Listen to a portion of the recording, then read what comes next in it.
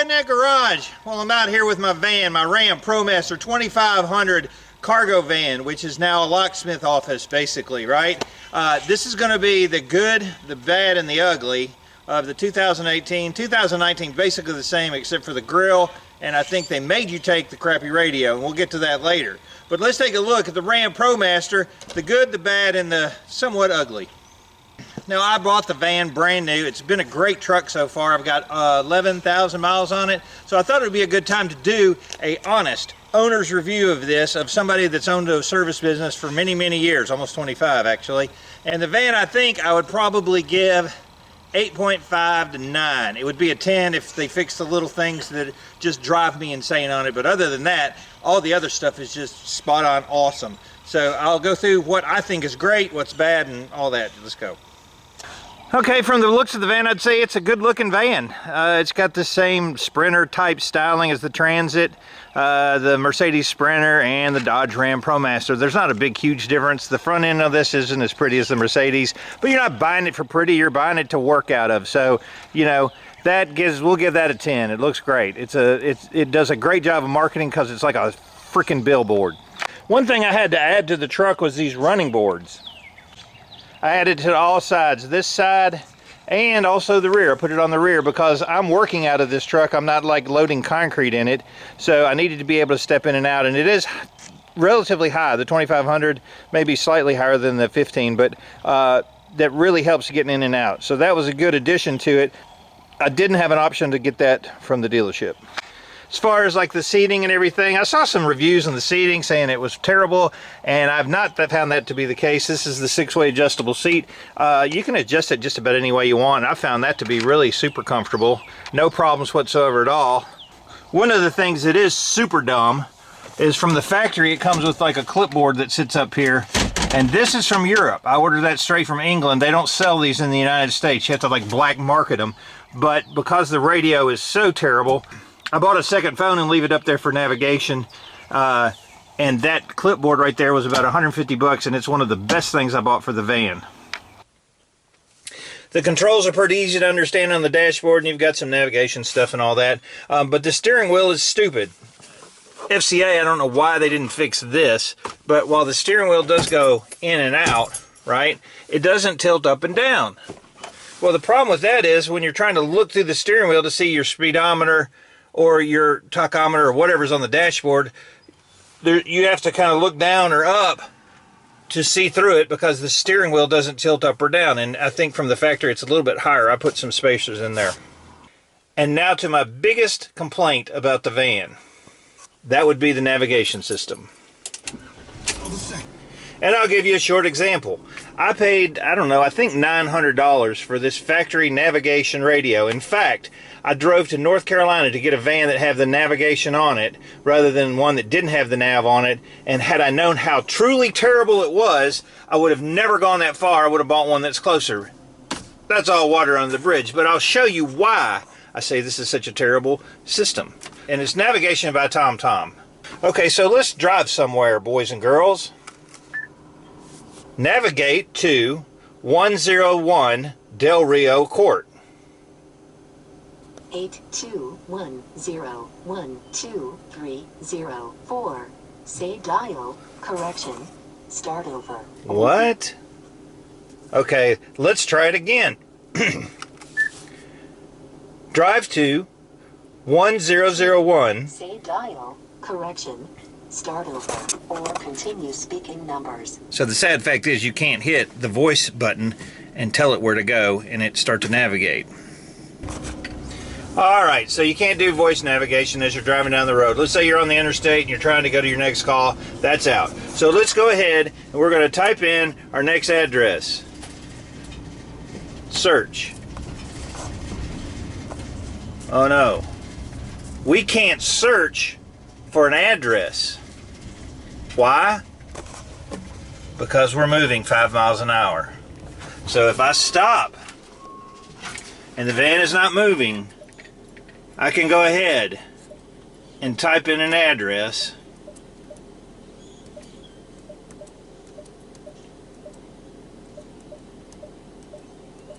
and then wait. It's searching. And it will, there's the address. That's actually my house. Okay, so then I'm going to hit drive. Now all this I had to pull over and stop to do because of safety, right? It's still trying to figure it out. Okay, let's say we actually did type it in and we're following this to an address of a customer, right? So we're headed to my house. And it's going to tell me where to go here in just... Clarify from the first question. After 700 feet, turn left. Turn left.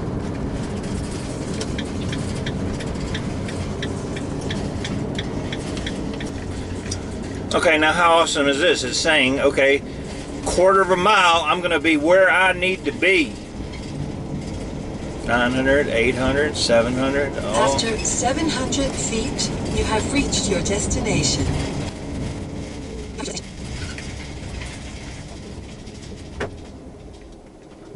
Now maybe you can see my beef with this stupid navigation, but if I've got like 4 or 5 houses or cluster homes or something like that, I need to know what the address is. How stupid. So it comes up on the screen and it doesn't show you what the actual address of your destination is. It just says you're here and then it just blanks back out to a blank screen, which is totally stupid. Because GPS isn't that frickin' precise in a lot of places, and you could be like 400 feet away and you pull in and you knock on the door and they're like, I don't know who you are, and it's like, and you're supposed to be next door. That is the stupidest thing I've ever seen. And if you ever use Google Maps for navigation, it's awesome. It works great. And the last thing that happens is it pops up the address. Now you'd think that Chrysler FCA could fix that. I've had this van for a year almost. No, there's no updates, there's nothing. It's still this crappy TomTom garbage that I paid $900 for. So 0. I give this radio a frickin' 0. Now it actually will do the Bluetooth phone, and especially if you're in an area where you can't use a phone up to your ear, that actually works okay. Media, it will play music from my phone that's up here. Awesome. And the navigation, like I said, is completely, totally worthless. The radio sounds pretty good. It's not a bad radio. It's not a great radio. The screen is okay. It could have been a lot larger. So my whole thing with this radio is it stinks. Now, it does have a backup camera. And the backup camera is pretty decent for what it is. But the problem with the backup camera, these are all the negatives. I'm going to get to positives in a minute. The problem with the backup camera is at night, it's just almost black. You cannot see anything. It needs backup lights in the rear that are brighter. So this long bus of a van, you can actually not run into something. Because truthfully, at night, it's pretty useless. You ended up sticking your head out the window. Where it could be great if it had some lighting in the back and it could actually pick it up. But I don't have a lot of beefs about the backup camera, except for at night, it's useless. So don't think I don't hear what you're saying in your head right now. Like, if he hates that radio so much, why didn't he go buy a Pioneer, go to Amazon or Crutchfield or somewhere and order a replacement radio, an aftermarket, and be done with it? Because they make some really good ones that integrate with Android and Apple CarPlay and things like that. That is true, however, not with this van. The radio itself is tied into the CAN bus system, so if you replace the radio with an aftermarket, you have all kinds of problems with the display. It messes basically with everything, so you can't replace the radio with an aftermarket. So they don't sell a good radio, they charge me $900 for it, and you can't replace it with anything else. That's really the biggest thing about this van that makes me mad, and I hate it. The van has the Pentastar V6 engine, one of the tried and true Chrysler motors, and it has plenty of power. There's no problem whatsoever with the van, the way it handles in traffic on the interstate. It's very stable driving down the interstate, even in higher winds. I haven't noticed any big rocking and rolling or anything like that. It's a very stable platform. It's great. It does get really terrible gas mileage. Now, you did buy this big behemoth of a van, right, to be able to have a mobile office, and the downside of that is you're going to be getting about 13 miles per gallon. That's what I get. If you're on the interstate, you'll get another couple miles per gallon, but it gets not very good gas mileage. This is the biggest version that they have, the longest one with the high roof. The other thing I would say is if you're going to buy a van, it's not that much more to get a high roof. Why wouldn't you get one? The other one's too tall to go into a parking garage most of the time, so get one that you can walk around in and have that extra capacity, because that is super cool and very nice. One of the other great things of the van is you can do whatever you want to with it, and I basically made in a mobile office for my locksmith business, and it is really awesome. I bought all the cabinets online. I didn't buy them from Chrysler because they were way too much. Put a divider in. One of the best things that I did was put rear heating and air in this thing. I've got a video from Pro Air about this thing, and after using it for a year, this thing rocks. I leave it on low most of the time when it's really cold outside, and it is nice and toasty warm in the back, never cold, and during the summer it will frost you out of here. So the capacity of the cooling system from the factory is perfect for an add-on unit and has no problems whatsoever doing that. I added the lighting in between and insulated it well, but you know what? It's your palette. This van can be anything you want it to be as far as like mobile offices go. Or even a band touring bus or something like that. Who the heck knows?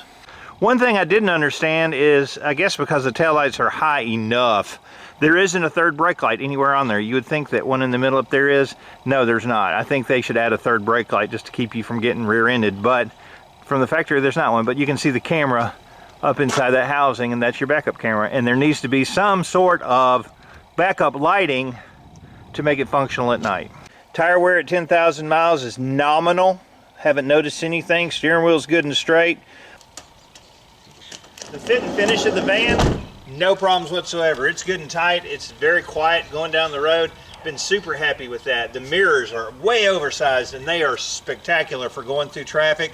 They're heated. I never had any problems with ice or anything building up on them, and they're all remote control. So that's a plus. The mirrors are a really great feature, and I never have any blind spots. Those are just outstanding. Because of the short nose of the van and the large windshield, very large actually, it has a great turning radius. You have great visibility out of it, and that part of it is awesome as far as being able to turn around. No problems with that at all. It came with this shelf. I think that was like $100 option. Well worth it. This shelf, I think most dealers go ahead and order it because this is super cool. You can put clipboards up there, business cards, all kinds of stuff. Doesn't interfere with your vision. It works great. I love that. Now I can tell you this as a locksmith, the keying system is straight up Fiat. That's what it is, and it's terrible. I hate the Fiat key system. Very difficult to get extra key unless you go to the dealer. We can make duplicates of the key, so make sure you get duplicates made. You can go to a local locksmith that does cars, a lot of cars, and we can make duplicates of these and copy the original, and it'll start and drive it fine. But if you lose all your keys, you are jacked because the dealership has to pre-code the key.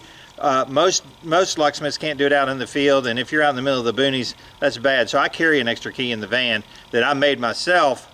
Just remember, Fiat keys are terrible. I did put a solar panel on the roof, and it's charging right now. Very slow trickle charge, but it does keep the batteries like topped off all the time, and the controller doesn't overcharge. So that's been a really super cool thing. Now, if you're a DIY guy, changing the oil, I've already changed it once with pure synthetic oil. This is actually your oil filter, and you got a little tool that you just crank it off, put the new element in, crank it back down on. Couldn't be easier to change that, and you just drain the oil out of the bottom. It's very easy to change the oil. That is an excellent feature if you want to do it yourself. Now, one of the things I didn't quite understand is I saw it as a factory option, but I never could find it at any dealership. I checked with parts department and they were totally clueless. It's a remote start. Now, the way I'm using the van is if I'm in the back for a long time, or maybe I want to start it and have the heating and air run, I need a remote start. So I actually did put an aftermarket remote start on, and let me tell you, that was a pain with the electronics that are in this van, but it works great. There it is. There was only one brand that I found, and if you PM me, I can tell you what it is, and I may do a video on it later. But the remote start that I bought, the aftermarket one, is great. It's actually better looking than the weirdo fob that they give you from the dealership, the ones I saw pictures of, and it works like a champ. So overall impressions of the van, you know what, I got 10,000 miles on it. It's never had to see a dealership. I've just changed the oil in it. It runs like a top, starts every time. Have nothing bad to say about the van about that. Overall, I'd give the van 8.5 or 9 because I'm still mad about the radio thing. But as far as like the utility of the van, the biggest advantage to this is that I can walk around inside of it. I've got a desk that I can sit down. Customers even actually walk in and they'll stand there and talk to me if the weather's bad or raining. And it's really super cool. It's like having a mobile office for sure. And I've loved having the van. You know, I talk about the radio and being mad about that, and I am still mad about that. But overall, I love my van. It's been a game changer as far as my business goes. the organization of my parts and everything else, it's been just a godsend for that, because I went from an NV200, which is that little small Nissan, to this, and it's a whole different world. So that's your trade-off. You're going to pay for more gas, but you have the utility of being able to carry everything that you want and in comfort, and be able to sit in the back. And if you're wanting to carry things, you know, if you're like a cartage company, this thing's got a great capacity to carry just about anything you want, and you can put a full pallet in here. So it's a very versatile van. I think when I bought it, I actually paid almost, I checked out other vans, the Ford was almost $10,000 more. So it's a great value. I don't think that the Ford is any better than this. The radio probably is. But as far as like 10 grand less, heck yeah. And the Promaster is tried and true. It's been a great van for me so far. If anything happens, I'll be sure to do a video on it of my complaints. But so far, I love the van. I have only good things to say. That's my owner review after 10,000 miles. If you have a business and you need a van, this thing's a rock star. I'm David from the Redneck Garage. Keep turning wrenches.